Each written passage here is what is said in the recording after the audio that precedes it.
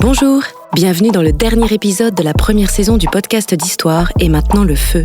Aujourd'hui, nous avons l'immense plaisir de recevoir Stéphane Audouin-Rousseau, spécialiste de la Grande Guerre et du fait guerrier. Nous allons parler avec lui de ce que la guerre fait au corps, quelles sont les émotions des combattants et du travail de deuil que la société dans son ensemble doit accomplir. Bonne écoute. Cher Stéphane, vous êtes directeur d'études à l'EHESS, président du Centre international de recherche de l'historial de la Grande Guerre de Péronne. Vous avez consacré votre travail de chercheur aux faits guerriers en amenant une anthropologie historique à l'étude de la Grande Guerre. Vous avez publié notamment des livres qui ont marqué l'historiographie de la Première Guerre mondiale, 14-18, Retrouver la guerre, écrit avec Annette Becker, Les armes et la chair, 5 deuils de guerre ou encore L'enfant de l'ennemi. Vous vous êtes ensuite intéressé au génocide des Tutsis au Rwanda, ce qui a donné un livre absolument sublime, Une initiation au seuil en 2017, puis plus récemment un ouvrage collectif, Le choc, Rwanda 94, chez Gallimard. Vous avez également publié un ouvrage plus global sur le fait guerrier, Combattre au seuil, et un plus personnel sur ce que la Grande Guerre a fait à votre famille, intitulé Quelle histoire, publié en 2013, et auquel vous avez ajouté en 2015 Une histoire des femmes. Vous êtes, et vous le savez, un historien qui a marqué profondément ma vie. Je crois que c'est un acteur, mais je ne sais plus qui, pardon à lui, qui a dit qu'il aimait admirer les gens, car l'admiration que l'on a pour d'autres personnes est comme une colonne intérieure qui nous aide à nous tenir plus droit. Vous êtes incontestablement une de mes colonnes intérieures. On dit que c'est toujours dangereux de rencontrer ses idoles, car on peut être déçu de l'être humain, et c'est terrible. Et je dois dire que vous avoir rencontré et avoir le privilège de vous inviter si régulièrement et de discuter avec vous est un des plus grands honneurs de ma vie, et je pèse mes mots. C'est donc une immense joie pour moi de vous avoir dans cette première saison. C'était très important que Manon Pignot en soit la marraine et que vous la clôturiez, car vous savez l'immense affection que je vous porte à tous les deux. J'ai voulu, au départ, travailler sur l'ensemble de votre œuvre, comme pour tout le monde, mêler et la Grande Guerre et le génocide des Tutsis, mais il m'a semblé, au cours du travail, que ce n'était pas faire honneur aux uns et aux autres, aux morts surtout, que de mélanger les thématiques et de les niveler. Nous allons donc nous focaliser sur la Grande Guerre, en commençant par nous intéresser sur ce que la guerre fait au corps, puis au travail du deuil que la société tout entière a dû traverser. Cher Stéphane, nous crépitons de joie de vous écouter. Après une telle introduction, évidemment, c'est très difficile pour moi de prendre la parole, mais je vais essayer néanmoins. Vous avez écrit « Toute expérience de guerre est avant tout expérience du corps à la guerre. Ce sont les corps qui infligent la violence et c'est au corps que la violence est infligée. » Il faut commencer par cette évidence, je crois, pour approcher un des plus grands enjeux du phénomène guerrier. Qu'est-ce qu'un corps pris dans la guerre ? Alors c'est difficile de généraliser. C'est difficile de généraliser parce que ça dépend du type de guerre, évidemment. Une différence fondamentale sépare donc les guerres d'autrefois et ce que j'appelle la guerre moderne à partir du début du XXe siècle, où l'intensité du feu force les corps de ceux qui combattent donc à se comporter très différemment du passé. Jusqu'au XIXe siècle inclus, le corps combat, les corps combattants sont des corps redressés, pour prendre une formule de Georges Vigarello que j'aime beaucoup. Le corps redressé, on combat redressé généralement.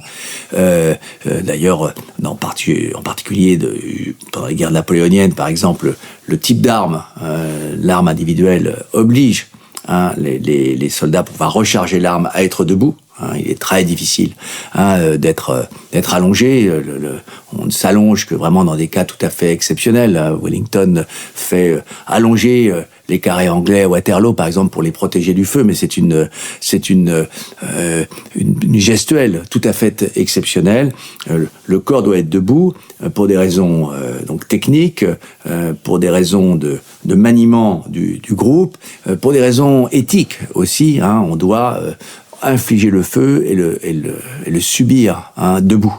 Et donc c'est un ethos du combat, et le corps doit être de même visible et non pas invisible comme aujourd'hui.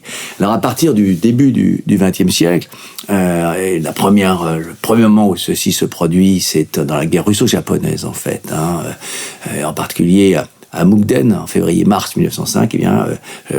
L'intensité du feu force les combattants, en l'occurrence les combattants japonais qui sont à l'assaut des lignes russes, à se coucher et à s'enfoncer dans le sol, à être le moins visible possible. Et c'est évidemment une mutation de l'âge de mutation de la guerre, une mutation anthropologique aussi, et puis une mutation morale. Désormais, face au feu, on ne se redresse pas courageusement, on se couche de manière réaliste.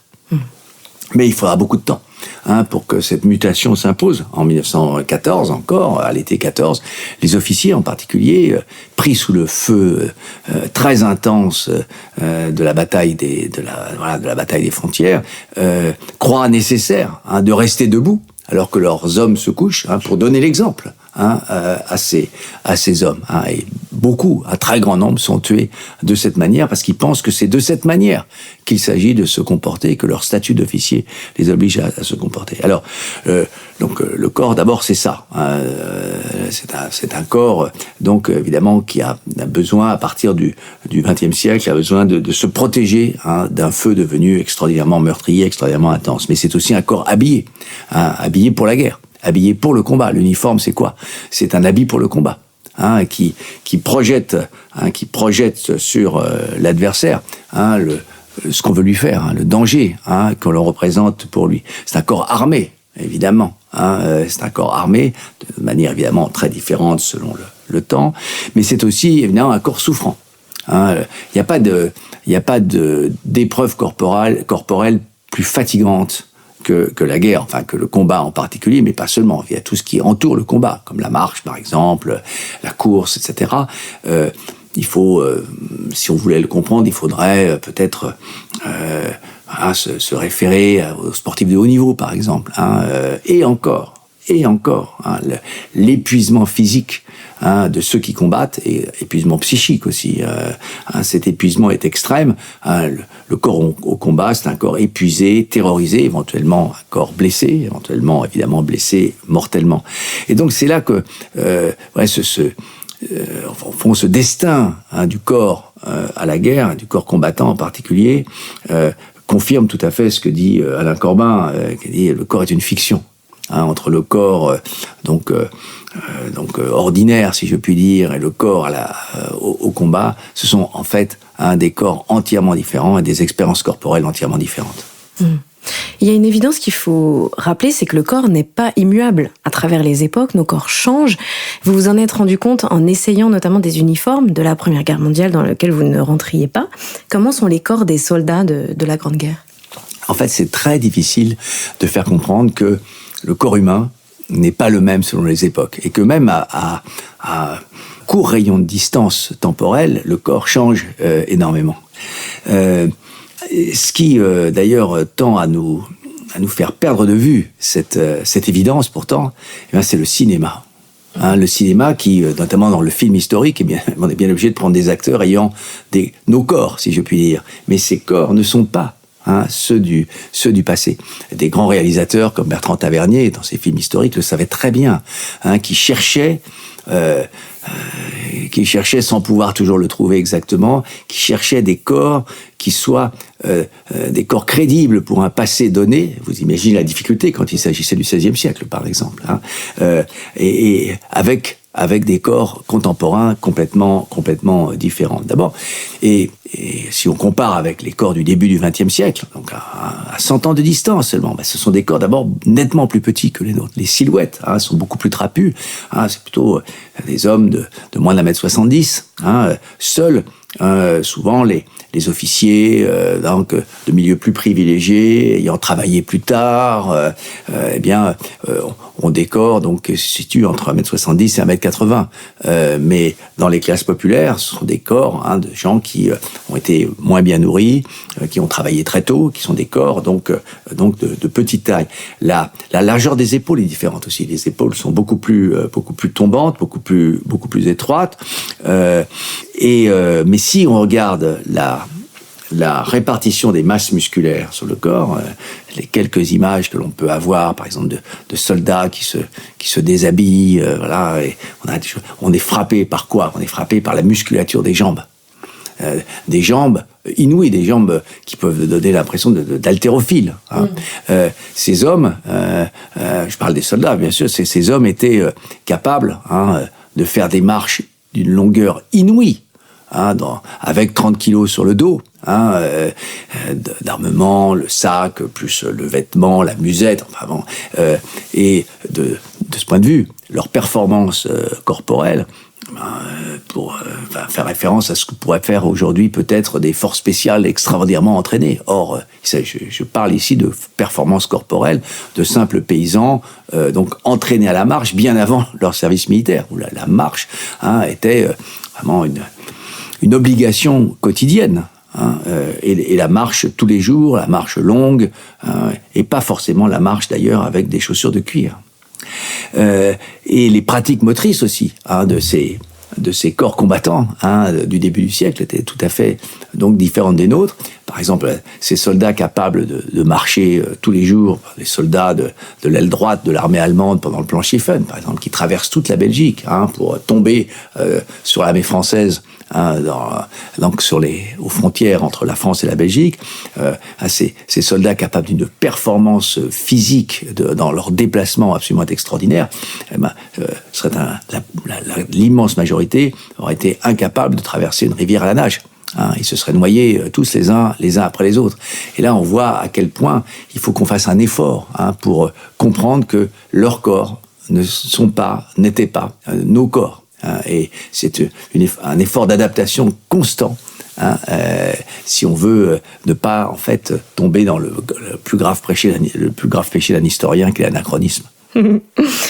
Et comment appréhender le fait guerrier par des corps souffrants, transpirants, blessés, pleins d'adrénaline, on l'a vu, mais quelles sont les autres émotions de la guerre, autres que la souffrance et la peur, qui sont une sorte d'évidence, mais qui peut du coup être un peu aveuglante, peut-être? C'est vrai, la souffrance et la peur, elles nous intéressent au premier chef, elles nous émeut.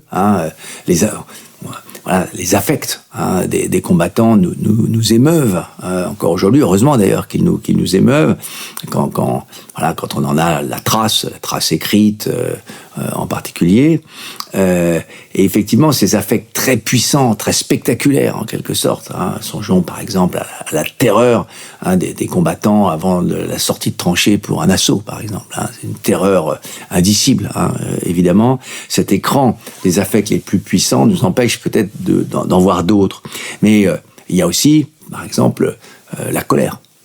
La colère, les soldats stressés, au sens moderne du terme, le terme de stress apparaît dans l'entre-deux-guerres, éprouvent naturellement de la colère. Et cette colère, elle se dirige très souvent sur ceux qui leur infligent la peur, c'est-à-dire l'ennemi. Cette colère qui peut tourner à la haine. La haine est un des affects des combattants, même si après coup, bien sûr, la tendance aura été d'oublier cette haine, de la nier, parce que c'est évidemment un affect dont on peut juger après coup méprisable.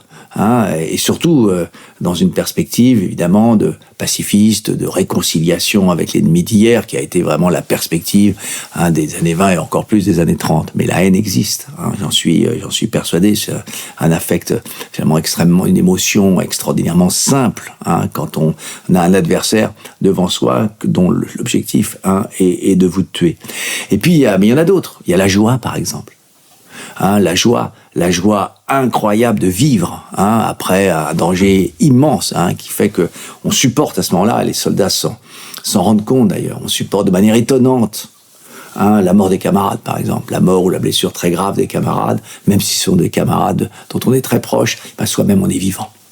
Soi-même on est vivant. Et je me souviens d'un texte d'un journal de tranchée comme ça, d'un soldat qui dit qui déplore après un combat, qui déplore la mort de ses camarades, et qui enchaîne en disant oui mais le jus est bon ce matin. Ces plaisirs les plus élémentaires du corps qui vous prouvent à vous-même que vous êtes vivant. La joie aussi d'un combat victorieux, par exemple, d'un assaut qui s'est bien passé, de joie collective aussi. Il faut comprendre, ici ces affects très très riches, très complexes. Donc la peur, la peur et tout ce qui est lié à elle n'est pas la seule émotion ressentie, je pense, par les combattants. Il Et la fatigue aussi, due au combat, mais il y en a d'autres types de fatigue. Vous écrivez plus ordinaire, elle aussi démultipliée par le modèle de la campagne continue. Quelles sont ces fatigues ordinaires, du coup? Les fatigues, la fatigue, il n'y a pas de, comme je le disais, il y a pas d'activité physique plus fatigante que la guerre, dans la guerre, le combat. Mais ça, la fatigue peut aussi toucher les civils. Songeons aux grands exodes, par exemple, absolument épuisants. Songeons bien sûr à l'enfermement. Bien sûr, le camp, qui est un des grands parasites de la guerre à l'époque moderne, à partir du XXe siècle. Le camp est un lieu d'épuisement, corporel, psychique, etc. Donc la fatigue, oui, bien sûr, elle est liée, bien sûr, aux activités inévitables. La marche en particulier, la marche avec le poids de l'équipement, mais pas seulement. Les marches des combattants de la Grande Guerre en particulier ont été des épreuves souvent épuisantes. Marche sous la pluie, marche de nuit, marche d'une chaleur écrasante. Mais il y a aussi la question des rythmes du corps. Nous avons besoin de sommeil. Voilà, ça fait partie des obligations biologiques de notre humanité. Le propre de la vie combattante, c'est que le sommeil est totalement perturbé. Il faut veiller la nuit, il y a des gardes, on est réveillé constamment, donc on ne peut pas dormir. Et en cas de combat prolongé, de bombardement jour et nuit, eh bien, on peut être amené à ne pas dormir pendant plusieurs jours de suite. Il faut avoir fait l'expérience de se priver de sommeil pendant 2 ou 3 jours de suite pour se rendre compte dans quel état on est. Pas pour rien que toutes les dictatures du monde, dans leur activité de torture, ont mis au point cette technique d'empêcher de dormir, ce qui brise le corps et la psyché des individus en très peu de temps. En très peu de temps, vous êtes une loque. Donc le manque de sommeil, les rythmes aussi de la journée. On n'est jamais sûr de manger à midi, de dîner, de manger le soir, de manger le matin. On mange quand on peut, on mange pas du tout. Et parfois on mange pas du tout pendant plusieurs jours, ou bien on manque d'eau, etc. Et donc les rythmes physiologiques du corps sont complètement perturbés. C'est pas pour rien que les soldats du premier conflit mondial étaient ramenés en seconde ligne, puis ensuite ramenés à ce qu'on appelait en position de repos ou de grand repos, parce qu'il fallait des temps longs pour que les corps récupèrent des fatigues de la première ligne. Voilà, c'est tout ça. Et puis, bien entendu, il y a la vie combattante, c'est largement une vie en plein air. Une vie en plein air, donc il y a la pluie, le froid, le vent, la chaleur, etc. La chaleur éventuellement extrême, qui est une agression perpétuelle, du corps. Et voilà, donc les corps sont soumis à un traitement qui évidemment n'était pas absolument inconnu ni du monde rural ni du monde ouvrier. La révolution industrielle avait reposé sur l'extrême fatigue de la population ouvrière, et la vie agricole reposait sur l'extrême fatigue, un effort physique considérable avec des journées extrêmement longues de la paysannerie. Mais néanmoins, la guerre, avec évidemment ses exigences particulières, avait augmenté encore ces niveaux.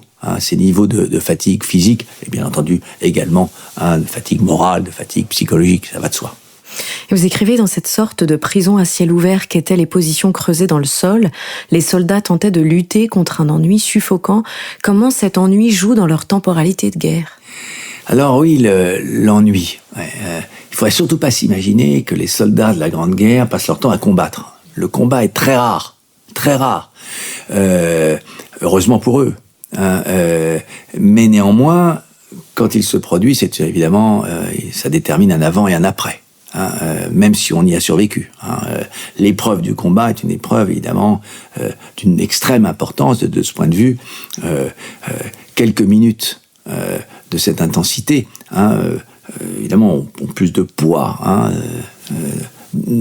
dans l'instant et dans la vie future que des moments beaucoup plus longs et qui sont de moindre importance, qui sont évidemment beaucoup moins chargés d'affect.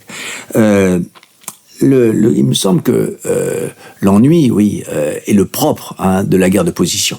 La guerre de position, c'est une guerre où chacun assiège l'autre. Il n'y a pas de murailles, c'est les tranchées qui sont les murailles, c'est les murailles en creux, et chacun assiège l'autre de manière interminable, puisque on n'est pas en mesure de briser le front adverse et de retrouver le mouvement. Les Alliés ne retrouvent le mouvement vraiment de manière définitivement victorieuse qu'à partir de l'été 1918. Et donc, il faut attendre. C'est une vie faite d'attente, de garde, d'attente du courrier, puis d'attente du café, puis d'attente du repas, puis d'un jeu de cartes si on peut, on fait son courrier, etc. Toutes les journées se ressemblent, et le temps est dilaté, un ennui suffocant. Suffocant particulièrement, je pense là aux soldats des classes populaires qui travaillaient énormément, qui étaient extrêmement actifs de leurs mains, n'est-ce pas, et qui ont un sentiment évidemment d'un seul coup d'inutilité prodigieuse. Mais ça vaut aussi pour les intellectuels. Marc Bloch le dit très bien, cette impression de plus pouvoir, en 1917, il le dit dans une lettre à un de ses amis, de plus pouvoir penser, cette espèce d'effondrement intellectuel intérieur lié à l'absence d'entretien finalement de son outil de travail, qui en l'occurrence était la pensée, le cerveau, la recherche, etc. Et donc, le temps est perçu comme interminable, on cherche des moyens de le combler, et en même temps on perd la notion du temps. Le temps n'étant plus scandé de manière très nette, on ne sait plus très bien quand est-ce que l'on est. C'est une expérience qu'on retrouve dans les prisons, par exemple, dans les camps, où les gens sont obligés de noter les jours sur les murs, etc., pour essayer de se repérer dans le temps. On perd ses repères dans le temps. Donc la temporalité, c'est-à-dire le temps vécu, le temps expérimenté, le temps subjectivé, la temporalité se modifie et étant à disparaître en quelque sorte. Et c'est le temps lui-même qui meurt. C'est le temps lui-même qui tend à mourir. Le temps n'existe plus. Le temps n'existe plus, et c'est une expérience évidemment tout à fait à la limite. Est-ce qu'on connaît leur seuil de résistance à la douleur ? Alors la douleur évidemment, c'est toujours quelque chose de variable. La douleur est culturelle.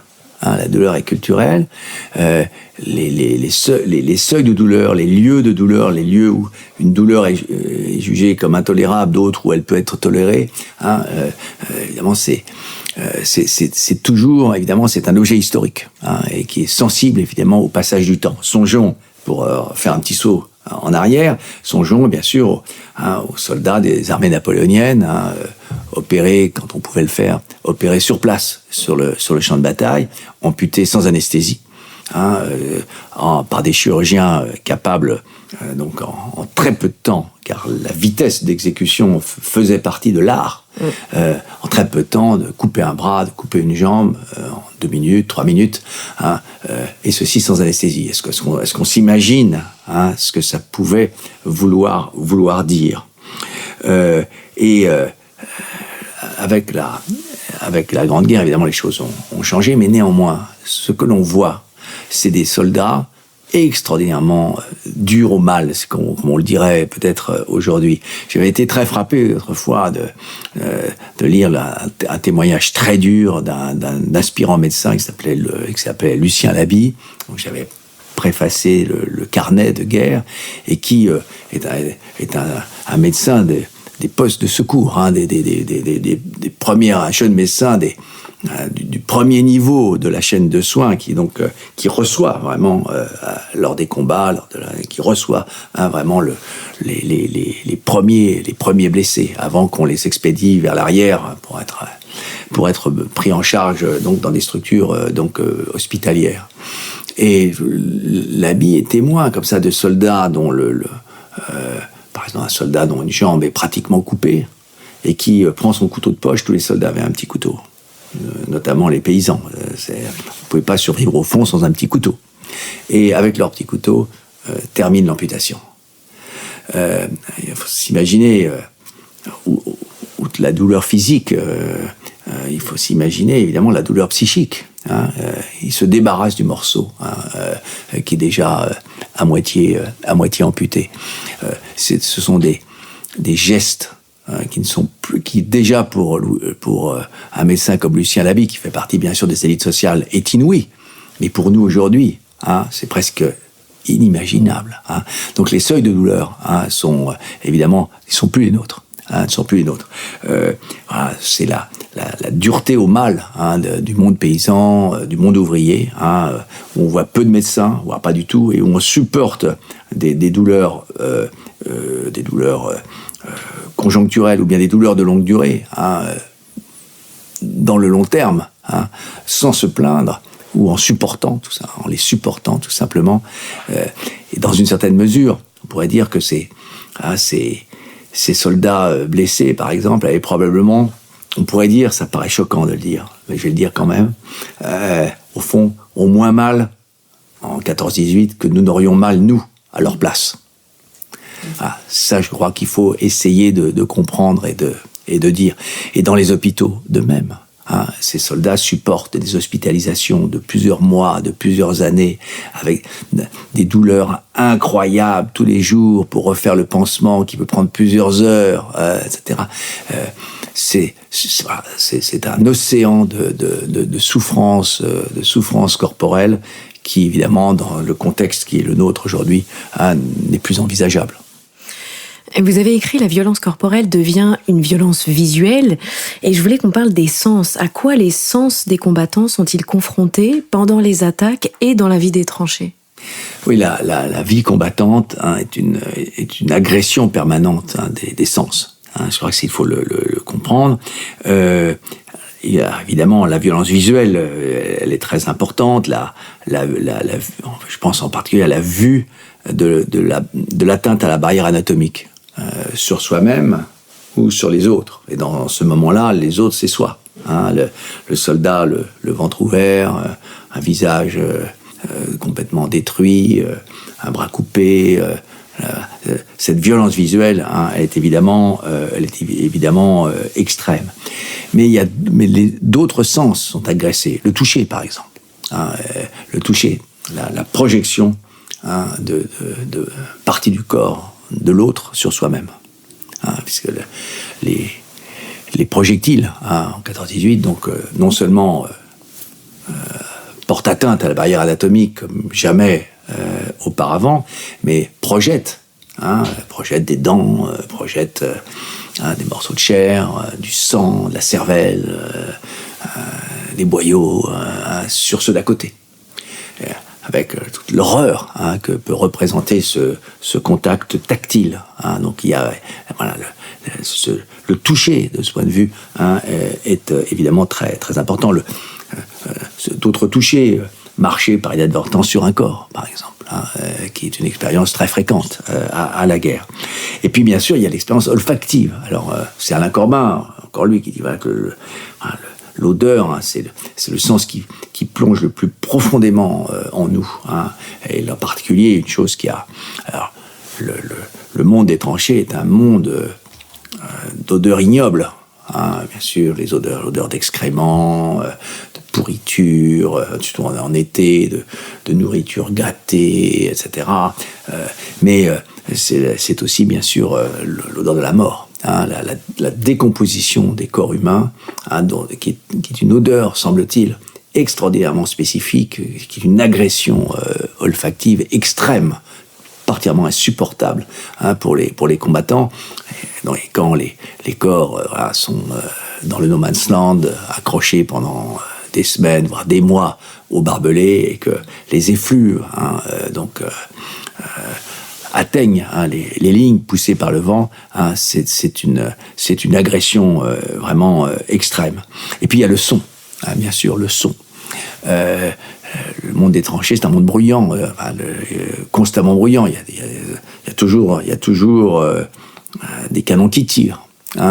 Et puis évidemment, dans les moments d'offensive, les canons tirent des deux côtés de manière extrêmement intense, et c'est un son qui déborde complètement les capacités, disons, d'assimilation de l'être humain. Parce qu'il n'y a pas seulement le son reçu par les oreilles, il y a la vibration de ce son. Donc le corps est traversé traversé par le bruit. Et ça provoque une fatigue physique extrême qui fait que, à la grande surprise parfois des officiers, etc., les hommes soumis à ce son, au bout d'1 heure, 2 heures, dans les abris, s'endorment. Ils s'endorment dans un bruit immense. Ils s'endorment par épuisement, psychique en fait, neurologique même pourrait-on dire, peut-être les deux. C'est aussi s'endormir, c'est un moyen de ne plus entendre, plus entendre ce bruit insupportable. Et donc voilà, ces agressions des sens sont constantes. Et c'est ce qui fait toute l'intensité de la vie combattante et évidemment l'épuisement qu'elle provoque à terme. Vous avez écrit dans la Grande Guerre dans tous les sens, la peur de la blessure est une chose, la blessure elle-même une autre. Sur l'expérience de la douleur, de l'atteinte corporelle et de l'écoulement de son propre sang, il est frappant d'observer que peu de choses ont été dites par les acteurs eux-mêmes sur ce qu'avait représenté la pénétration de leur corps par une balle, par un éclat d'obus, par un nuage de gaz infiltré dans le système respiratoire. Qu'est-ce qui a bloqué cette parole sur la blessure ? C'est une question difficile. Et c'est une question difficile. Les combattants ont très peu parlé de leurs propres blessures. Très peu. À dire vrai, c'est même rarissime. Ils disent qu'ils ont été blessés, éventuellement, mais ce que leur a fait la blessure, les sensations, les douleurs, les peurs que la blessure a provoquées, etc., ils en parlent très peu. Alors, on peut comprendre qu'ils en parlent très peu à leurs proches, en particulier. Évidemment, dans les lettres de soldats, ils disent, voilà, j'ai été blessé, mais tout va bien, on me fait ci, on me fait ça. On comprend, évidemment, cette retenue. Mais ce qui est plus curieux, c'est que dans le témoignage combattant, donc qui vient après coup, qui est du fait d'écrivains, parfois de grands écrivains, eh bien, la blessure est très peu présente. Quand Junger, qui a été blessé de très nombreuses fois, parle de ses blessures, il en parle comme en passant. Comme en passant. Alors, évidemment, là, c'est ce qu'il faut peut-être, il faut penser au seuil de pudeur, pas seulement au seuil de douleur.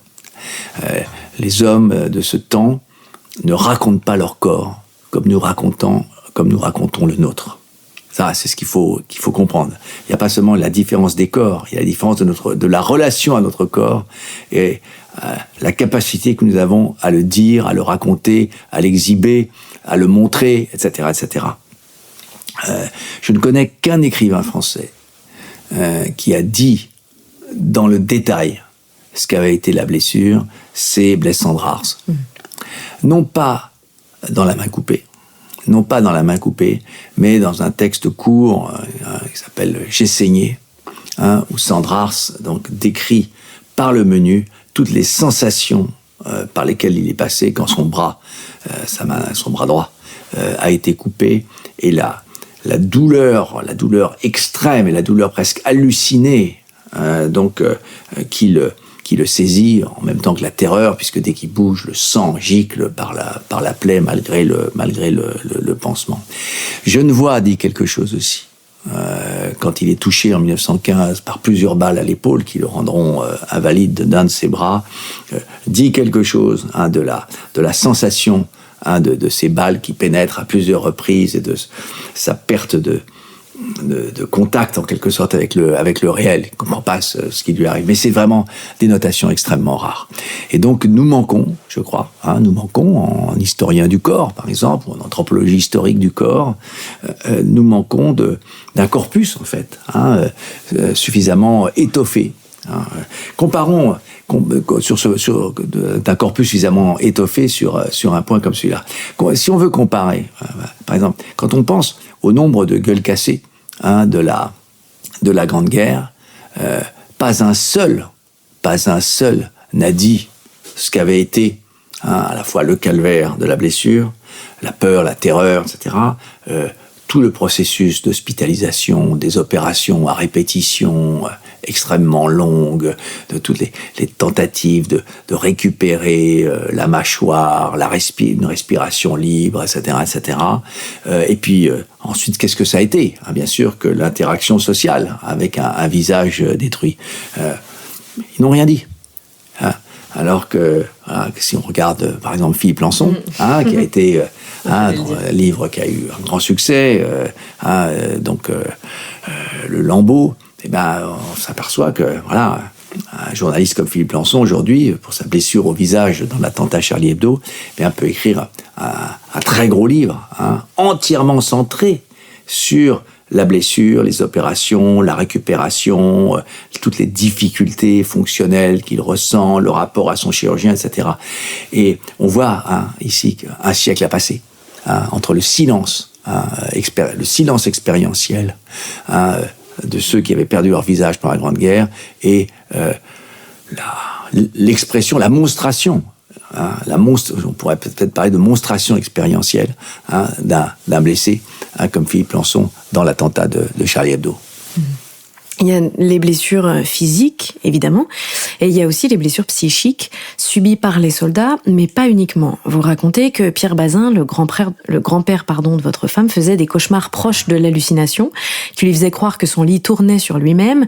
Vera Brittain, dans 5 deuils de guerre, qui a perdu notamment son fiancé, a des hallucinations d'une barbe imaginaire, elle craint de basculer dans la folie. Tous ces troubles ne touchent donc pas seulement les combattants.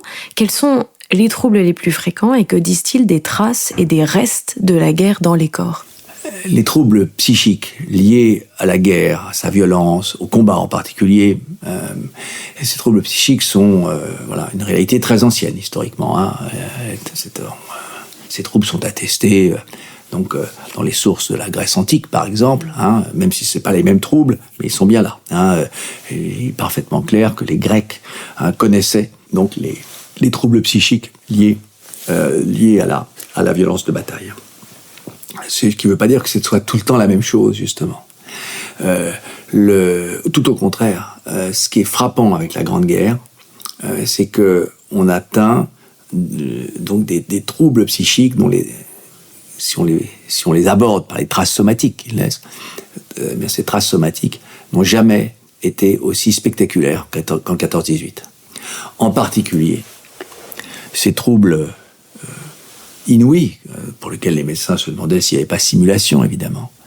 Ces troubles inouïs de soldats qui restaient en fait prostrés dans le moment de l'effraction psychique.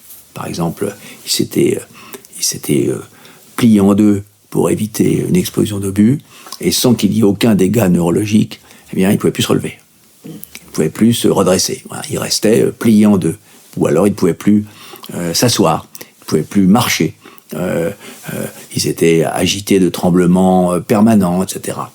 Le plus spectaculaire était effectivement ces paralysies complètes de soldats qu'on appelait à l'époque des camptocormies, et qui ont été filmés, également sculptés,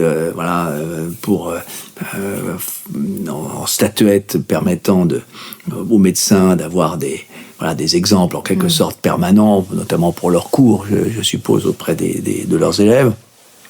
Donc, vraiment une spectacularisation, en fait, de l'atteinte psychique, ou plus exactement des formes somatiques trahissant la gravité de l'atteinte psychique.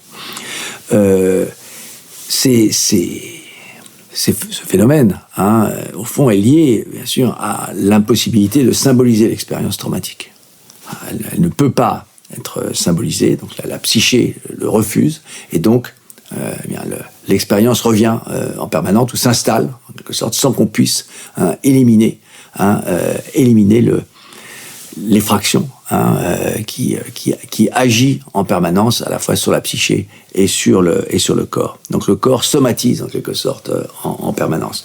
Alors cela effectivement a surtout atteint les soldats, y compris des soldats qui en apparence ne souffraient d'aucun trouble. Et vous avez effectivement cité Pierre Bazin, donc j'ai bien connu parce qu'il est mort centenaire, et qui effectivement, alors qu'il semblait avoir dépassé de manière extraordinaire tous les traumatismes nombreux, non seulement de la Première Guerre mondiale, mais de la Deuxième d'ailleurs, dans les années 20, effectivement, il souffre de cauchemars nocturnes, qui étaient sans doute le tarif minimum pour les soldats revenus de la guerre, mais effectivement des civils en deuil, comme Vera Brittain, effectivement, ont souffert également de ce type de troubles, encore que dans le cas de Vera Brittain, effectivement, qui, dans les années 20, d'un seul coup, à la terreur de voir apparaître une barbe et donc de devenir un homme, en réalité, cette terreur ne lui vient pas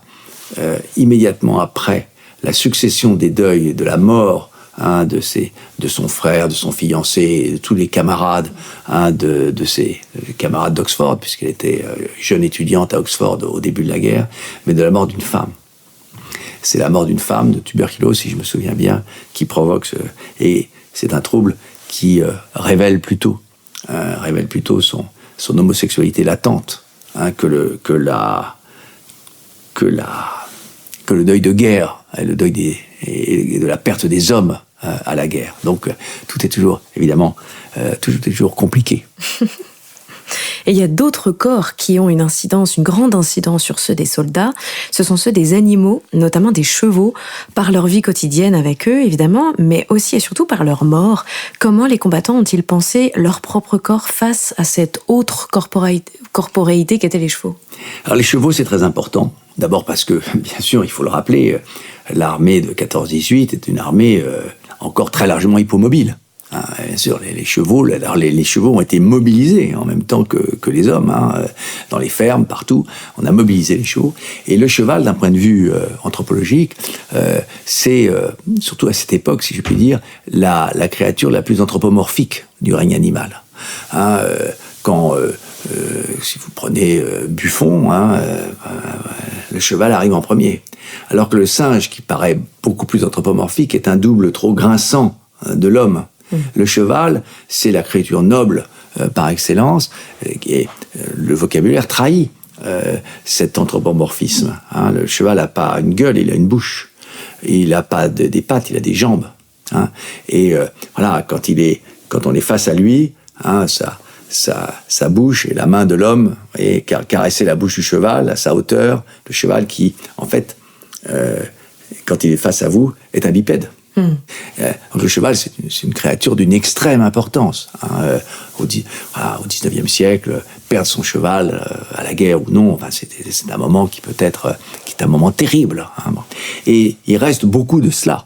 Dans une société où les chevaux étaient très importants, société paysanne en particulier, mais dans les villes aussi, les chevaux étaient très importants. Le cheval était une créature non seulement anthropomorphique, mais constamment en interaction avec les hommes. Et donc la mort des chevaux est évidemment une métaphore de la mort des hommes. Et la mort des chevaux est donc quelque chose de terrible pour les soldats, et ce qui va remplacer les chevaux dans une certaine mesure. Les chevaux, c'était l'instrument de la charge, traditionnellement, et d'ailleurs les divisions de cavalerie en 1914 s'apprêtaient à charger. Évidemment, elles n'ont pas pu le faire compte tenu des conditions nouvelles du feu, mais jusqu'en 1918, les divisions de cavalerie ont espéré rencontrer les conditions stratégiques qui leur permettraient de charger, mais les chevaux ont été remplacés par les tanks. D'ailleurs, beaucoup de soldats de la cavalerie sont passés des divisions de cavalerie vers les tanks. Les tanks, ce sont des chevaux de substitution qui permettent de retrouver le mouvement, de retrouver la charge. Comme par hasard, le commandement a très bien isolé en 1917, où les tanks meurent, si je puis dire, en masse, parce qu'ils ne sont pas encore au point, que le spectacle de tanks éventrés sur le champ de bataille a un effet terrible sur les soldats. Donc, on voit que le règne animal, les frontières entre règne animal et homme, règne animal et machine, ces frontières sont poreuses, et provoquent évidemment, quand d'autres créatures que les créatures humaines sont éventrées, sont tuées, souffrent, gémissent, etc., c'est quelque chose de soi-même qui est atteint. Vous avez écrit « Les lieux du combat interfèrent puissamment avec le déploiement de la violence au point de constituer dans toute une série de cas une violence en soi à l'encontre de ceux qui doivent y survivre. Ainsi, l'hiver constitue une agression spécifique et potentiellement létale pour des millions d'hommes qui sont en charge des positions de combat. La boue liquide des régions de plaine, cette boue qui peut monter jusqu'à mi-jambe, constitue à son tour une violence véritable infligée au corps et aux âmes. Quelle violence infligent ces lieux et ces sols au corps des soldats ? Oui, le propre de la Grande Guerre, en tant que guerre de position, c'est qu'elle a lieu à la campagne. Ça n'avait pas échappé à Marc Bloch. À la campagne, en plein air. Par tout temps. C'est la campagne, c'est ce qu'on appelle la campagne continue, qui n'existait pas auparavant. C'est une des grandes innovations du XXe siècle. C'est-à-dire que la guerre ne cesse pas, et donc le siège réciproque ne cesse pas non plus, et donc il faut combattre en été, au printemps, comme autrefois, mais aussi à l'automne et en hiver, dans des conditions extraordinairement difficiles, sans moyen, sans véritable moyen efficace de se protéger des intempéries. Une des pires expériences du monde des tranchées, c'est effectivement la pluie et la boue, plus que le froid. Parce que le froid sec, à la limite, justement, permet d'éviter l'eau. L'eau, quand on parle de la boue des tranchées, on imagine quelque chose comme la boue des chemins dans les campagnes. Aujourd'hui, ça n'a rien à voir. La boue des tranchées, c'est 50 cm d'eau boueuse, en fait, dans lequel vous devez vivre, marcher, faire toute une série de choses en étant mouillé en permanence jusqu'aux genoux. C'est ça, la boue des tranchées. Si vous êtes blessé dans la boue des tranchées, vous pouvez vous noyer, tout simplement, et ce n'est pas tout à fait rare. Vous pouvez ne jamais pouvoir vous extraire. Il y a des films prodigieux là-dessus, à Verdun, où des soldats n'arrivent pas à s'extraire d'une boue qui leur prend les deux jambes au-dessus du genou. Donc, une des caractéristiques, c'est qu'évidemment, de la vie combattante, c'est que le vêtement, l'uniforme ne les protège pas, ne les protège pas de la boue, de cette eau dans laquelle ils doivent vivre. Les chaussures et les bandes moltières des soldats français, évidemment, vous avez le pied mouillé dans l'eau en permanence. Les bottes allemandes sont un peu plus efficaces. C'est pas pour rien que les soldats français, s'ils pouvaient, volaient les bottes des tués des tués allemands qu'ils pouvaient rencontrer pour s'équiper en quelque sorte de ce point de vue. Et alors du coup, évidemment, des pathologies très particulières. En hiver, une des grandes pathologies, notamment du premier hiver, 14-15, c'est ce qu'on appelait les pieds de tranchée. Les pieds de tranchée, c'est-à-dire que les pieds des soldats enfermés pendant des jours et des jours dans l'eau et dans le froid, il suffisait que l'infection, une petite coupure, l'infection entrait dans la cheville, et le pied se mettait évidemment à gonfler. N'oublions pas qu'il n'y a pas d'antibiotiques, et c'était suffisamment grave pour pouvoir aller jusqu'à l'amputation. Et donc on a énormément d'évacuations, d'évacuations liées à ce type de pathologie jusque-là inconnue dans les armées, parce qu'il y a un type de pathologie absolument lié à ce mode de vie, de campagne continue, donc de campagne d'hiver, et de creusement, de positions défensives dans la terre, sans possibilité d'évacuer l'eau. D'autres pathologies, les pneumonies. Les pneumonies, bien sûr, extrêmement nombreuses, les infections pulmonaires et les dysenteries. Donc il faut s'imaginer des armées qui, en hiver, donc ont un taux de malades chroniques, ce qui ne veut pas dire d'ailleurs qu'ils vont être hospitalisés, pas du tout, parce que pour pouvoir être hospitalisé, il fallait atteindre vraiment une fièvre, un état catastrophique, donc de soldats qui vivent leur vie combattante avec des pathologies qui sont latentes, permanentes, endémiques. C'est des armées malades, en fait. La maladie, bien sûr, a été un peu occultée par la spectacularité, si je puis dire, de la blessure, de la mort, etc. Mais la maladie, et puis statistiquement aussi, on meurt beaucoup moins de maladies pendant la Grande Guerre qu'on ne mourait de maladies encore au XIXe siècle, encore pendant la guerre de 1870. La mort se fait mort violente, alors que la mort à l'époque moderne est d'abord une mort de maladie. Néanmoins, la maladie reste très importante. Marc Bloch a failli mourir de maladie, fin 14, début 15, et il n'était pas le seul. Et le deuil va s'appliquer au corps. On parlait des uniformes tout à l'heure. Et pour commencer, par le biais des vêtements, vous écrivez: les habits de deuil sont la première manifestation de cette rupture, du deuil. Comment est-ce que cette transmission de la douleur et des émotions intimes aux vêtements sur le corps est vécue ? Alors, il faut comprendre, je crois que au début du XXe siècle, au 14-18, pendant la guerre, mais aussi déjà avant 14, bien sûr, la manière de vivre et de montrer son deuil ne sont pas du tout les mêmes qu'aujourd'hui. Aujourd'hui, le deuil reste, au fond, une affaire très privée qui ne doit pas se montrer. On ne se met plus en deuil. Ça paraît très, très, très surprenant de le faire. On ne parle pas du deuil. Quelqu'un qui perd un être cher est censé, au fond, maîtriser son deuil, par exemple dans son milieu professionnel. Le deuil est un deuil refusé. Et regardons par exemple les faire-part. Faire part de deuil, aujourd'hui, il se paraîtrait indécent de mettre une touche de noir, un liseré gris, des cris très légers. C'est tout ce que l'on peut se permettre. Il serait choquant d'annoncer son deuil de manière trop tragique. C'est exactement l'inverse avant 14.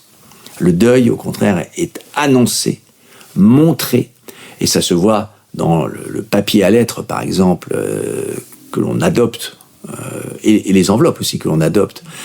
Donc, quand on est frappé par le deuil, ce sont pratiquement... le papier à lettres est bordé d'une bordure noire de 2 cm d'épaisseur, et l'enveloppe de même. Alors, on inflige un choc à ceux à qui on envoie un courrier, et ceci pendant des semaines, des mois.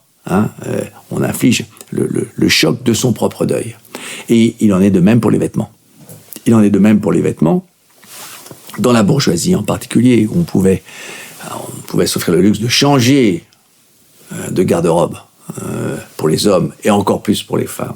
Lorsqu'on était en deuil, on prend les habits de deuil et on va les garder longtemps. C'est à la fois une manière de montrer dans l'espace social la perte, la gravité de la perte aussi. La gravité de la perte, la douleur qui vous a été infligée, ce qui évidemment modifie en retour le comportement des autres à votre égard. C'est une manière aussi de respecter celui qui est mort. Respecter le mari disparu, le fils, le père, etc. On n'imagine pas de continuer à s'habiller de la même manière, ni de vivre de la même manière. Il va de soi qu'il n'est plus question d'accepter une invitation à dîner, un bal, un plaisir quelconque. On vit un peu reclus pendant une longue période de temps. Alors, c'est ce deuil montré, dans une certaine mesure exhibé. Je le dis sans critique, évidemment, ce serait ridicule. Ce deuil exhibé est surtout le propre des classes supérieures, qui peuvent le faire, si je puis dire, qui peuvent le faire. C'est des grands habits de deuil, ces grands habits de deuil des femmes, en particulier en 14-18, qui sont visibles dans la rue, et visibles tout de suite, puisque les plus grosses pertes françaises, en particulier, ce sont celles de 1914. Ce deuil visible est le propre évidemment du monde de la bourgeoisie, qui en outre d'ailleurs a été particulièrement frappé, puisque c'est le monde de la bourgeoisie qui a fourni les officiers qui ont subi une surmortalité par rapport à leurs hommes. Vous écrivez dans plusieurs livres: les deuils de guerre sont toujours des deuils spécifiques. En quoi le sont-ils ? Oui, on pourrait penser que mourir, c'est mourir. Perdre quelqu'un, c'est perdre quelqu'un. Non, c'est pas du tout cela. C'est pas du tout cela parce que, d'abord, la mort à la guerre est une mort des jeunes. Ça va de soi. Le mort des jeunes, la guerre, en tout cas en 98, provoque l'inversion de l'ordre de disparition des générations. Ceux qui survivent, c'est les vieux, et ceux qui meurent, c'est les jeunes. Et donc cette inversion, évidemment, est une transgression, en fait anthropologique. Logiquement, bien sûr, ce sont les vieux qui meurent et les jeunes qui survivent. Donc là, inversion de l'ordre des générations. Et perdre pour des parents, perdre un fils de 20 ans est une douleur dont on sait aujourd'hui par les travaux de classification psychiatrique, le DSM, etc., est une douleur pratiquement impossible à dépasser. C'est aussi une mort violente. C'est très important, la mort violente. La mort violente, ça veut dire une mort avec souffrance. Et donc, pour les survivants, si je puis dire, pour les proches, pour les endeuillés, on peut imaginer que la mort s'est accompagnée de souffrance. Et ça, c'est une souffrance en retour pour ceux qui sont qui doivent subir la douleur de la perte. Donc, c'est une mort violente. C'est aussi une mort qu'on n'a pas pu accompagner. La mort civile, si je puis dire, c'est une mort que l'on accompagne. Les proches sont là, bien sûr. Dans le cas de la mort à la guerre, les proches sont absents. Éventuellement, ils ne savent pas les circonstances, ils ne savent pas où. Il n'est pas certain qu'un corps a été retrouvé. Pendant la Grande Guerre, beaucoup de corps sont perdus. À quoi s'ajoute une dernière souffrance particulière, c'est le redoublement de la mort. Les familles où on perd pas seulement un fils, mais 2 fils, 3 fils. Un fils, un frère, un cousin, etc. Donc chaque deuil est redoublé par d'autres, approfondi, redoublé, réveillé par d'autres. Et donc ceci explique que le deuil de guerre soit un deuil d'une extrême violence et aussi d'une grande profondeur et d'une très longue durée. Vous utilisez la notion de cercle de deuil pour approcher la perte. Un des cercles de deuil est celui des soldats eux-mêmes. Comment ce groupe primaire vit-il avec la mort qui les percute de plein fouet et ce deuil? Quelle durée ont-ils, ces deuils, quand on est pris au sein d'un conflit qu'il faut continuer à se battre? Et que fait la démobilisation dans ces deuils-là? Est-ce que les liens sont maintenus? Comment est-ce qu'ils vivent ça? Ça fait beaucoup de questions. Oui. Mais commençons par la notion de cercle de deuil, effectivement, qui m'est venue autrefois quand je travaillais et que j'essayais de symboliser, de dessiner même, dans le cas de deuil que je pouvais documenter. Et c'était pas facile, j'en avais pas beaucoup. Il y a de deux manières. Je regardais au fond, je traçais les cercles autour de chaque mort. Autour de chaque mort, combien on pouvait repérer d'endeuillés. Avec des cercles concentriques en fonction de la proximité. C'est difficile d'ailleurs de déterminer la proximité. Un ami mort peut avoir plus d'importance que quelqu'un de sa propre famille, même très proche, qui a disparu. Donc il y avait ces cercles comme ça, ces entourages endeuillés autour de chaque mort. Et puis, autre possibilité pour les cercles de deuil, de prendre les vivants et de voir combien il y avait de morts autour d'eux. Et de tracer les cercles du nombre de morts autour d'eux. Et de cette manière, on se rendait compte de la diffusion, en quelque sorte, de la diffusion de la mort à la guerre dans une société comme la société française. Mais on pourrait faire le même schéma pour la société allemande ou la société britannique. Alors, dans l'ensemble, c'est des choses qui sont plus faciles à faire. Donc, pour quand on travaille sur les civils, les cercles de deuil, dans le cas du monde militaire, sont plus difficiles à tracer.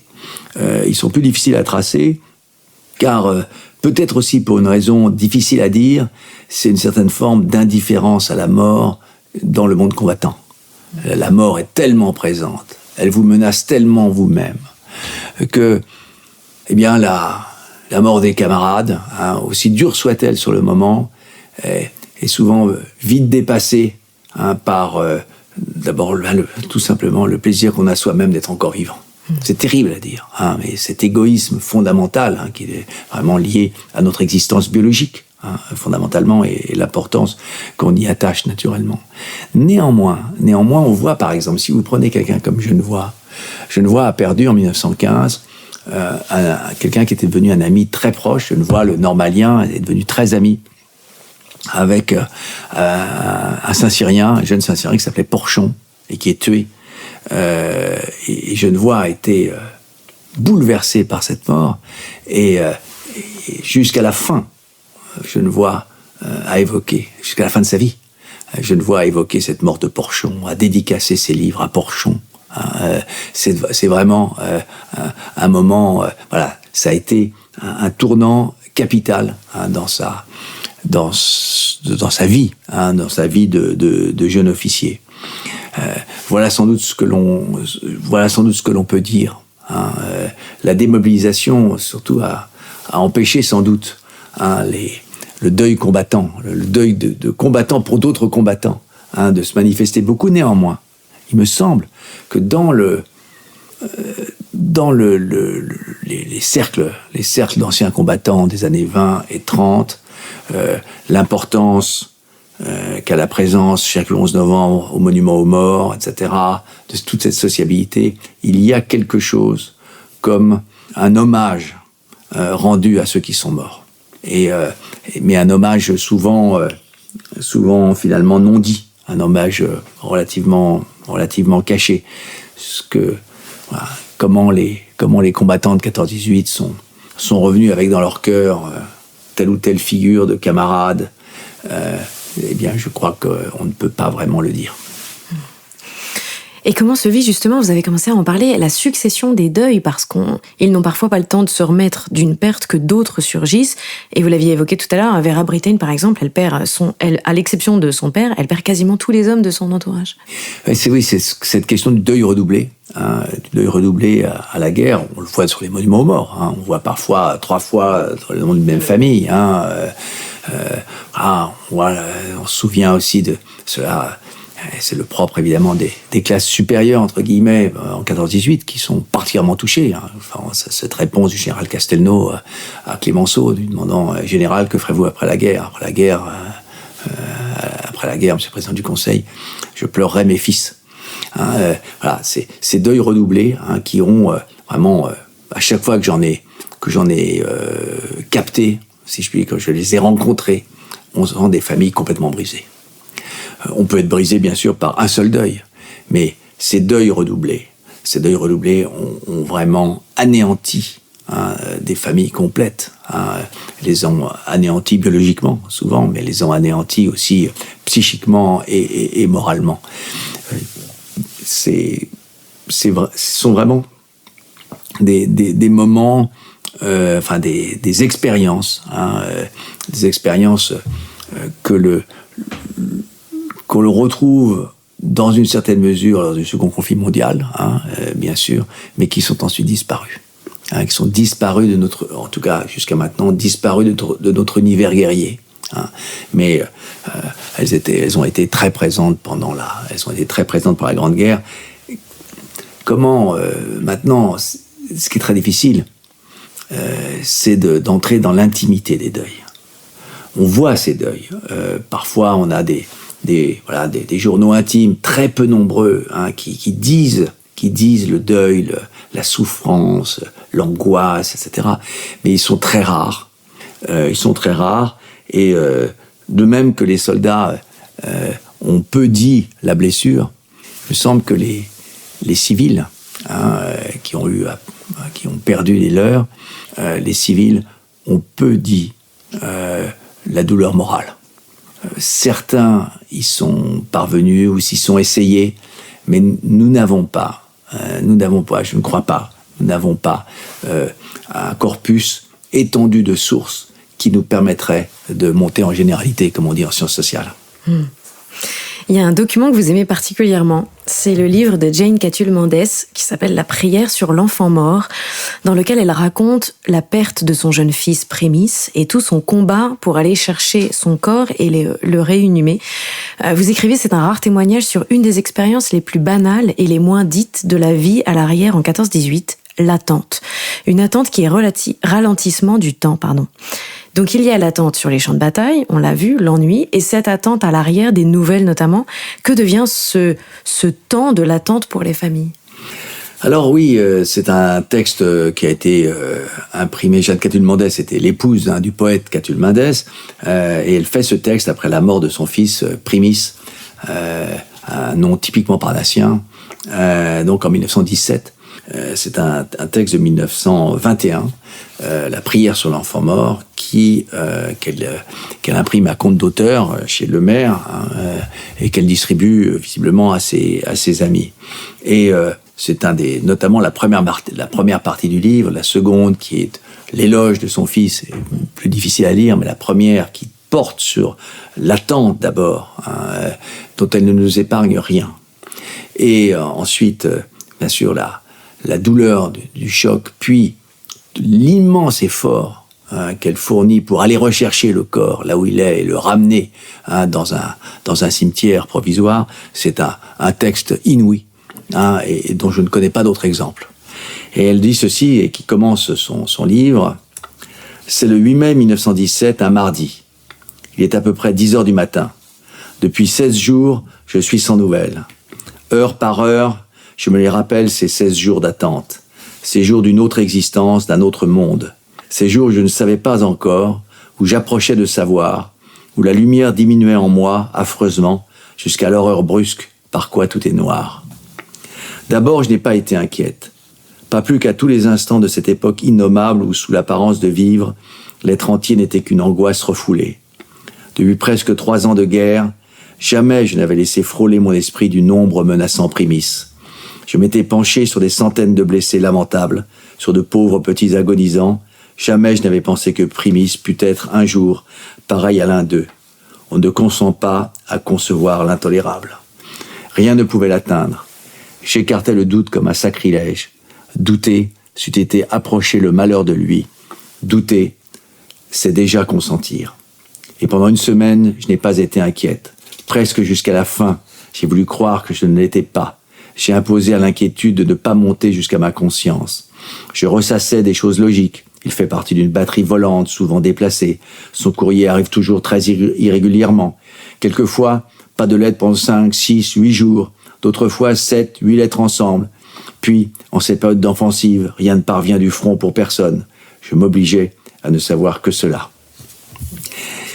C'est là qu'on voit à quel point les soldats étaient injustes, les soldats en permission, quand ils rentraient dans une grande ville comme Paris, et Jeanne Catulle-Mendès est parisienne, et qu'ils voyaient, au fond, la quotidienneté de la vie ordinaire, les gens au restaurant, les gens allant au théâtre, au concert, prenant un café sur les terrasses, et qu'ils disaient « mais il n'y a pas de guerre ici, on nous a oubliés ». Pas du tout.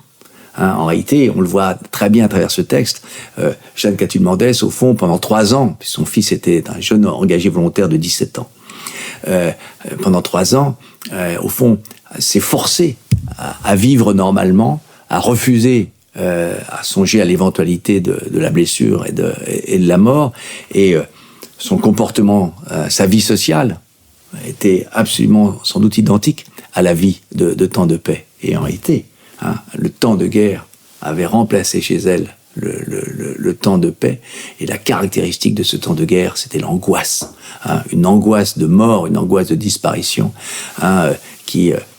dont cette attente ici est évidemment tellement caractéristique. Et un des après-coups de la Grande Guerre, ce sont tous ces deuils. Deuil des femmes, celui des mères, celui des épouses, deuil des visages, celui des gueules cassées, deuil des maisons assassinées par le canon, puisqu'aussi bien les maisons sont choses vivantes, dites-vous, deuil impossible de leur propre expérience de la guerre chez les vétérans. Comment fait-on le deuil d'autant de choses ? C'est difficile de savoir comment on fait le deuil d'autant de choses. Mais ce que l'on peut au moins dire, c'est de ne pas limiter le deuil de guerre, de ne pas penser le deuil de guerre uniquement à travers la mort de ceux qui combattaient. Bien sûr, c'était l'essentiel, la mort de ceux qui combattaient, mais il y avait toutes sortes de deuils supplémentaires, si je puis dire, annexes, connexes, avec la mort elle-même. Par exemple, pour les soldats, la perte d'un membre. Je ne parle même pas de la perte du visage. La perte d'un membre, c'est un deuil. La modification de son schéma corporel, l'infirmité, pour toujours, avec ce que ça implique pour la vie sociale, la vie affective, la vie sentimentale, eh bien, c'est évidemment un deuil. Perdre une partie de soi-même, c'est un deuil. Perdre son visage, n'en parlons pas. C'est perdre son identité même. Son identité même. C'est une mort à soi, en quelque sorte, qu'il faut assumer tout en restant finalement biologiquement vivant. La mort des maisons. La maison, c'est pas une maison. La maison, c'est tout à fait autre chose qu'une maison. La maison, c'est l'enveloppe du corps. C'est ce qui permet d'être protégé de l'extérieur, protégé la nuit. Les êtres humains sont toujours très soucieux de se protéger pendant leur sommeil, qui est très profond, en l'occurrence dans notre espèce. Et donc la maison, c'est évidemment un objet central. Perdre sa maison comme tant de gens, tant de civils français en particulier l'ont perdu, sur dans toutes les régions du front. Je pense en particulier à la Somme, où les pertes ont été terribles, mais la Meuse aussi, l'Artois. Perdre sa maison, c'est perdre beaucoup plus que sa maison. C'est perdre une partie de soi-même. D'autant plus qu'il y a évidemment tout ce qu'il y a dans la maison. Perdre les photos, perdre les objets personnels, les objets de ses parents, etc. Ça ne veut pas de dire que la maison, il suffit de la reconstruire, pas du tout. On ne peut pas reconstruire complètement une maison. Voilà, et donc concevoir la perte à l'issue de la Grande Guerre, mais pour concevoir la perte, il faut élargir en quelque sorte notre vision. Il y a peut-être aussi des pertes d'ordre plus moral, la perte des illusions, par exemple, la perte de l'illusion dans le progrès, qui était une illusion, une illusion de type eschatologique très profonde chez les contemporains de 14-18. C'est une des grandes attentes du 19e siècle. La guerre a mis fin, dans une large mesure, à cette illusion-là. Donc, il faut comprendre que une vie sociale et une vie morale, dans une certaine mesure, complètement transformée par un événement de cette magnitude. Alors, dans quelques jours, pour nous, mais quand les auditrices et les auditeurs vont nous écouter, ça sera déjà fait, nous allons panthéoniser Marc Bloch. Vous avez préfacé ses écrits de guerre 1914-1918, mais aussi Réflexions d'un historien sur les fausses nouvelles de la guerre. Quelle est la place de la Grande Guerre dans la vie et le travail de Marc Bloch ? Et j'enchaîne comme ça, on fait tout d'un coup. Quelle est la place de Marc Bloch dans votre travail et dans votre vie ? Marc Bloch, oui, on le sait, c'est un nom immense. Beaucoup, dont moi-même d'ailleurs, considère que c'est sans doute le plus grand historien français du XXe siècle. Il est probable que quand il sera panthéonisé, il est probable, donc ça sera la semaine prochaine, que c'est évidemment le héros de la Seconde Guerre mondiale, le héros de la Résistance, qui va être particulièrement célébré, et c'est justice. Mais d'un point de vue historien, c'est injuste. D'un point de vue historien, c'est injuste. Je crois que on ne peut pas comprendre Marc Bloch sans en passer longuement par la Première Guerre mondiale. Marc Bloch avait 28 ans en 1914. C'est un homme jeune encore, mais c'est plus tout à fait un jeune homme. La Grande Guerre a constitué, je crois, pour Marc Bloch, un socle expérientiel essentiel, de premier ordre, sans lequel à mon avis, il n'y aurait pas eu de Marc Bloch dans une certaine mesure. C'est une expérience physique, d'abord, une expérience corporelle, essentielle. Marc Bloch, il faut le dire, le rappeler, fait la bataille des frontières, la bataille de la Marne, même s'il intervient plutôt à la fin et plus sur l'aile droite du dispositif français. Il a cette expérience de la naissance de la guerre de position, notamment dans l'Argonne, à la fin 14. Voilà.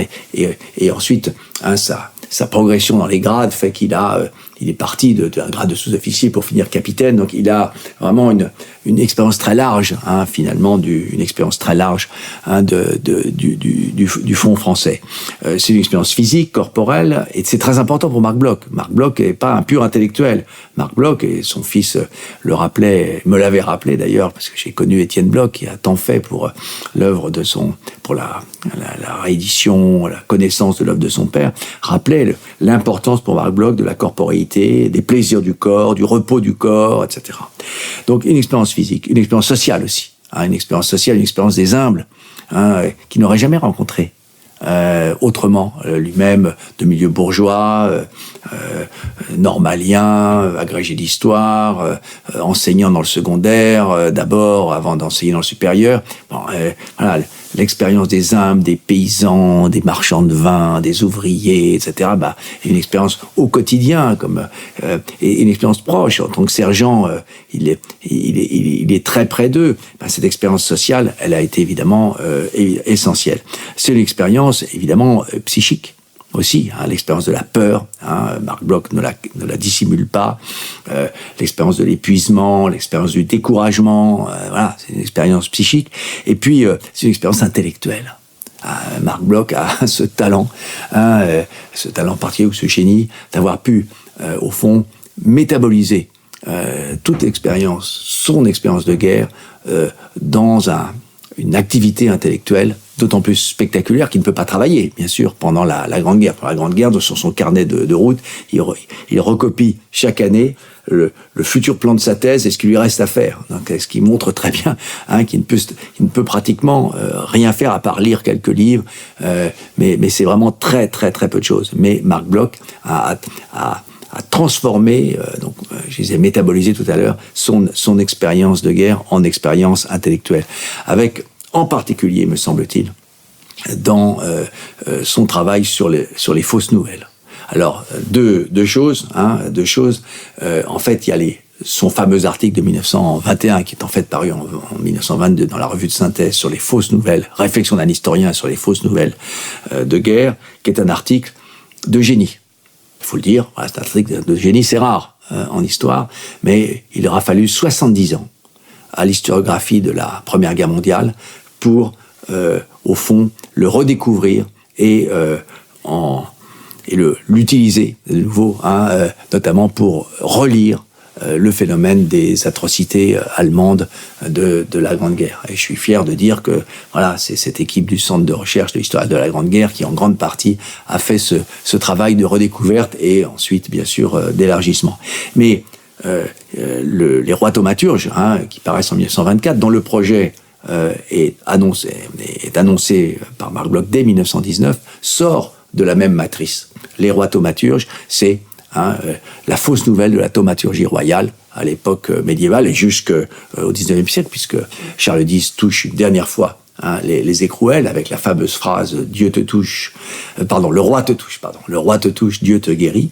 Et donc, c'est les fausses nouvelles de la guerre, et cette question du lien entre le monde des tranchées, isolé, sans information fiable ou sans information du tout, très sensible à ceux qui, eux, peuvent se déplacer, les cuisiniers, les vaguemesses, qui transmettent des nouvelles généralement fausses, et le monde médiéval lui-même, isolé en petites unités, cette correspondance entre les deux, c'est ça, au fond, le gain d'intelligibilité, au fond, que Marc Bloch a tiré de son expérience de guerre autour de la fausse nouvelle et de l'expérience régressive qu'a été l'expérience des tranchées, la vie sociale des tranchées qui permettait de mieux comprendre au fond les sociétés médiévales. C'est une opération historique prodigieuse. Et Marc Bloch vraiment l'a tiré de son expérience de guerre. Sans cette expérience de guerre, on n'imagine pas tout ce pan du travail de Marc Bloch. Et puis, ce que Marc Bloch a tiré aussi de la Grande Guerre, c'est finalement, la Grande Guerre a sans doute, me semble-t-il, conforté ce patriotisme étincelant qui est celui de Marc Bloch, sur lequel on ne peut pas comprendre sa réaction à la défaite de 40 et son entrée dans la résistance en 42-43.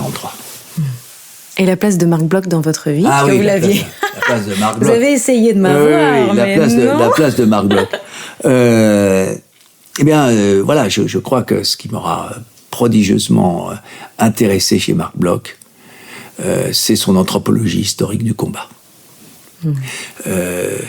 Il est le seul des social scientists, pour dire les choses, ces hommes qui avaient déjà une formation historienne, sociologique, anthropologique, de ces hommes formés déjà aux sciences sociales et mobilisés soit lors de la Première Guerre mondiale, soit dans la Deuxième, soit dans le cas de Marc Bloch, dans les deux, qui a été capable de dire, en l'occurrence en historien, qui a été capable de dire ce qu'il avait retiré de l'expérience du combat qu'il avait traversé. Personne d'autre que lui n'a été capable de le faire de cette manière et de manière aussi profonde. Et le moment où il le fait, c'est dans l'étrange défaite. L'étrange défaite passe généralement, et à juste titre, bien sûr, pour un réquisitoire, bien sûr, sur la défaite française, sur le réquisitoire contre le commandement, réquisitoire contre les élites françaises, bien sûr, contre les forces politiques françaises, pas seulement les droites d'ailleurs, mais aussi, dans une certaine mesure, les gauches, les syndicats, etc. Bien sûr. Mais il y a autre chose dans l'étrange défaite. Dans l'étrange défaite, il y a donc une tentative unique, à mon avis, unique en sciences sociales au XXe siècle, d'anthropologie historique de la violence de combat telle que lui l'avait vécue, et à travers une comparaison entre ce qu'avait été la violence de combat, l'expérience de combat de la Grande Guerre et l'expérience de combat de la Deuxième Guerre mondiale, à travers notamment les différences de l'expérience corporelle.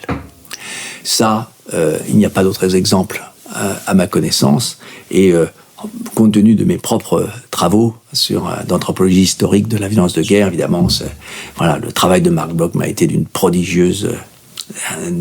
aide prodigieuse et un stimulant extraordinaire. Vous dites que les albums de photos faits par les soldats ou leurs familles après la guerre sont des petits monuments aux morts. Quel est votre sentiment face à Quelle histoire, ce livre qui prend de face l'histoire de votre famille et qui affronte, malgré une grande pudeur, la souffrance et les failles intimes? Est-ce que vous avez eu le sentiment de construire aussi un petit monument aux morts?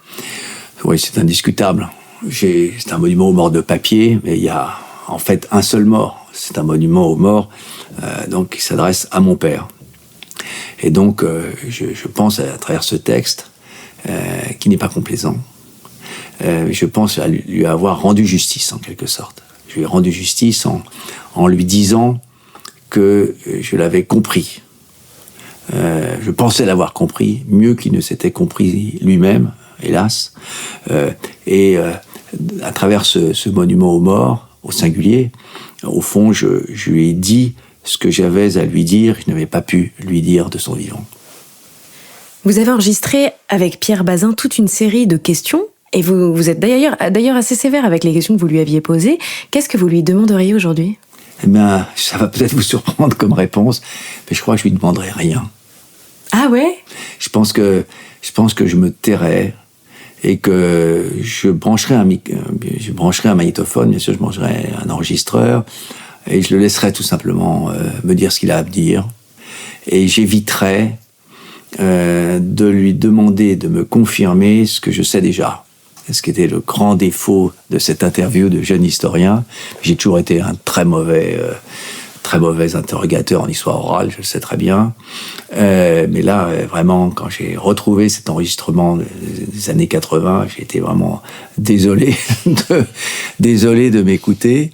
Mais en même temps, c'était amusant de le voir. Au fond, ce que je voulais, c'est que le témoin confirme l'historien, ou confirme les historiens que je lisais, Jean-Jacques Becker, par exemple, etc. Et c'est évidemment pas ce qu'il fallait faire. Ce qu'il fallait faire, évidemment, c'était de laisser libre la parole, de ne pas intervenir, ou très peu, et simplement d'écouter. Il y a des fois dans la vie où il faut la boucler. Et moi, j'avais été incapable de la boucler, alors que c'est ça que j'aimerais faire si je pouvais de nouveau réaliser cette interview. Quelle trace de la Grande Guerre avez-vous en vous, à votre avis? Alors, c'est assez difficile de vous répondre. Je pense que la Grande Guerre, c'est comme c'est comme un grand amour. C'est comme un grand amour, un amour qui a eu des hauts et des bas, si je puis dire, hein. Je crois que je pense à travers elle. Je pense à travers elle. Je pense notre société à travers elle. Par comparaison, ce qui reste de ce temps, ce qui maintenant est complètement disparu. Où est-ce qu'elle est loin de nous? Est-ce qu'elle est encore assez près? Qu'est-ce qu'on peut encore comprendre? Est-ce qu'on pourrait y revenir ou non? Enfin, voilà, je pense à travers elle. Je pense le présent à travers elle. Le passé, bien sûr. Je pense le passé à travers elle. Je pense le présent à travers elle. Quand j'essaie de penser l'avenir, ce qui est évidemment un grand péché pour un historien, mais enfin, nous sommes tout de même tous tendus vers l'avenir. Je pense aussi à travers la Grande Guerre, et je me pense moi-même à travers elle. En particulier, j'ai tellement vécu dans l'intimité des soldats, en particulier de ceux qui ont assumé tout le poids de souffrance de ce conflit, que j'essaye, quand il faut passer par des épreuves difficiles, ça paraît absurde, mais j'essaye de comparer, en quelque sorte, et de mesurer la vanité, souvent, de nos plaintes, de nos insatisfactions, et même de nos souffrances, d'ailleurs, par rapport à ce qu'a été la souffrance des gens de ce temps, des soldats, les civils, et la Grande Guerre, je pense, m'a donné une mesure plus précise, plus exacte, j'espère, de nos immenses privilèges. De nos immenses privilèges en tant qu'acteurs sociaux, comme moi, de la deuxième moitié du XXe siècle et du premier quart du XXIe siècle. Un privilège inouï à l'échelle historique, en fait. Et je pense avoir conscience de ce privilège ou de ces privilèges, eh bien, je pense que c'est une assez bonne chose, quoi. Je regrette que cette conscience n'existe pas plus dans l'espace social. Vous pensez que c'est dû au fait que ça devienne un peu plus lointain, que ça s'efface un petit peu, ou que... Alors, je suis pas sûr que la Grande Guerre se soit effacée tant que ça. Je pense qu'elle est dans la société française, comme dans la société britannique d'ailleurs, hein. Elle reste très présente, en filigrane. À la première occasion, elle ressort. Il y a une crise, le Covid par exemple, hop, la revoilà. La revoilà. Il y a la guerre d'Ukraine, hop, ça y est, la revoilà de nouveau. Elle est un référent de notre société, parce que tout simplement elle a traversé toutes les familles françaises et qu'elle n'est pas oubliée dans les familles. Alors je ne sais pas quand est-ce qu'elle sera oubliée. À un moment ou à un autre, elle sera oubliée, bien sûr. Elle basculera dans ce que j'appelle les événements morts, les événements qui n'intéressent plus que les spécialistes, mais plus du tout les acteurs sociaux ordinaires, entre guillemets. Pour l'instant, moi j'appartiens à la 3e génération, donc les petits-fils des soldats de la Grande Guerre. Est-ce que la 4e, la 5e génération continuera de se sentir en lien avec cet événement historique? Il est impossible de répondre pour l'instant. Ça dépendra de ce qui va se passer, à mon avis. Et vous qui avez beaucoup travaillé sur la filiation aussi, quel regard portez-vous sur cette incroyable lignée d'historiennes et d'historiens qui ont été marqués par votre enseignement et vous-même? Je pense à Manon Pignot, Clémentine Vidal-Naquet, Christian Ingrao, Hélène Dumas. Bon, il y en a trop, je peux pas tous les citer. Quel regard vous avez sur eux? C'est très simple. C'est un regard d'admiration profonde. Je les admire beaucoup comme historiens ou historiennes. Absolument remarquables. Absolument remarquables. Et j'ai le sentiment qu'ils sont montés sur mes épaules pour aller plus loin. Et c'est le job. Je veux dire, c'est ça le job d'un chercheur, c'est de faire monter ses élèves sur ses épaules. Sinon, ce qu'on fait ne sert strictement à rien. Et donc, ça, je pense, l'avoir réussi. J'éprouve aussi une grande fierté. J'éprouve une grande fierté de leur qualité d'historien, d'historienne. Qualité certaine. Je sais très bien qu'ils m'ont dépassé depuis longtemps. Il n'y a qu'eux qui ne le savent pas.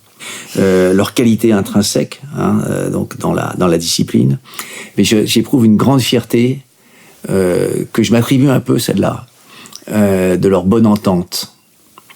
Donc, qui est une chose difficile dans dans un métier où les occasions de s'éloigner, voire de se fâcher, sont nombreuses. Or, je trouve merveilleuse cette bonne entente entre eux.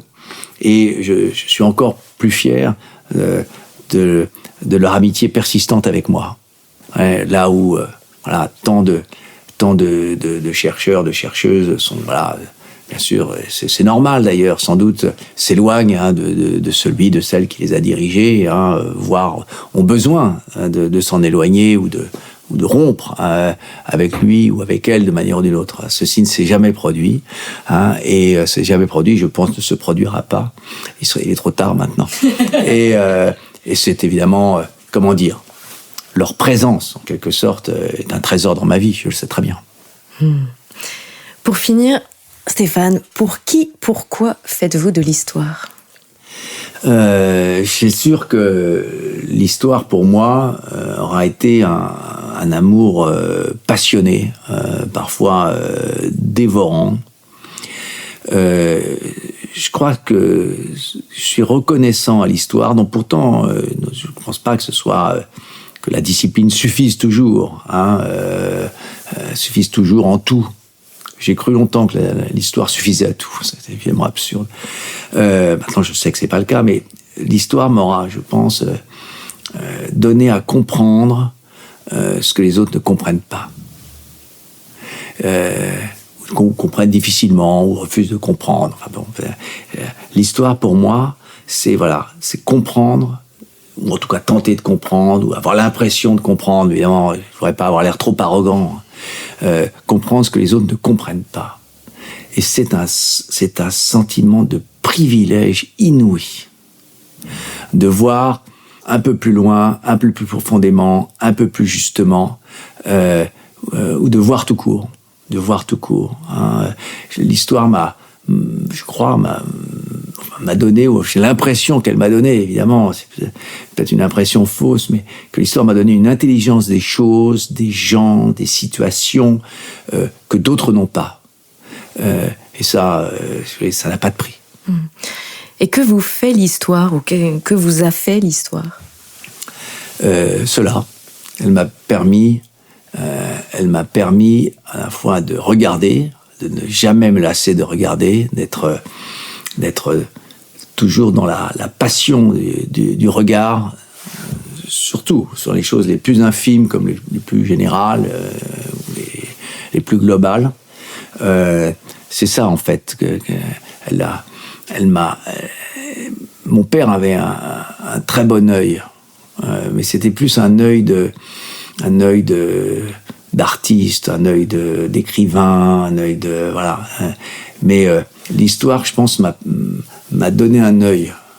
Je trouve ça très important, la capacité le regard. Le regard. Il y a tellement de gens qui voient rien. Et je sais pas comment ils vivent et à quoi bon ils vivent d'ailleurs. Ils arrivent chez vous, ils voient rien. Les tableaux, ils voient pas. Il y a un objet, ils le voient pas. Ils voient rien. Ça, c'est vrai. C'est très très fréquent. Mais qui voient rien non plus dans leur entourage, qui voient rien d'un couple là sur la table d'à côté, de leur manière de bouger, c'est très frappant, qui voient ni les êtres humains, ni les situations comme ça, qui sont comme dans un isolat. Moi, je pense que l'histoire m'a permis de voir. Et d'ailleurs, là, c'est ça qui m'intéresse, je pense, dans l'existence, je pense. C'est de voir. C'est pour ça que j'aime tellement cette citation de Peggy, il faut voir ce que l'on voit, quoi. Il faut voir ce que l'on voit, ce que l'on voit, ce que l'on voit. Et, je sais pas, on pourrait jouer avec le mot éternellement. Voir. On voit jamais assez. On voit jamais assez, il y a encore à voir.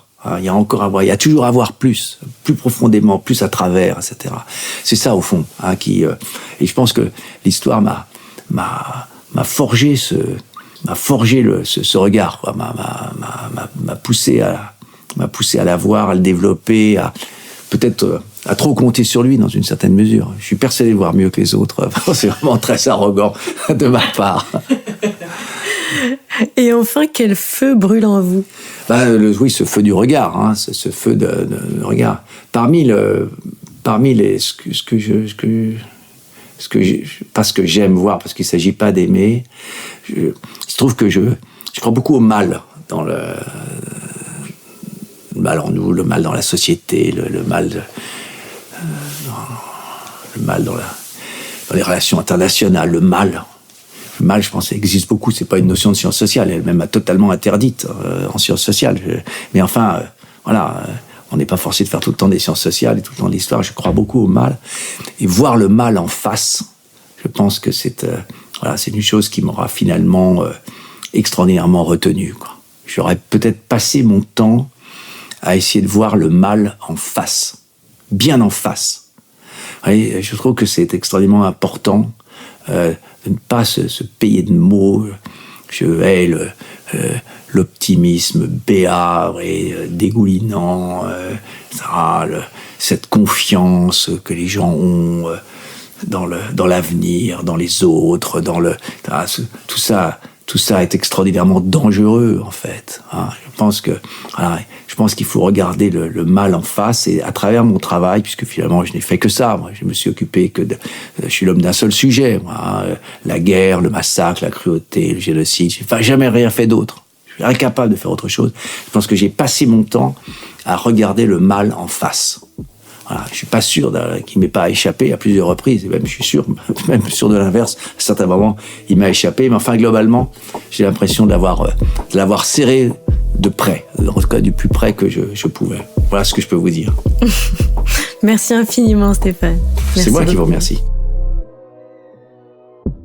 Merci infiniment de votre écoute. Un immense merci à Stéphane Audouin-Rousseau pour sa gentillesse, sa disponibilité et son soutien de la première heure. Un petit épisode bonus arrivera au cœur de l'été et on se retrouve à la rentrée pour la saison 2. Merci à vous de votre écoute, de vos messages et en attendant, soufflez sur vos braises.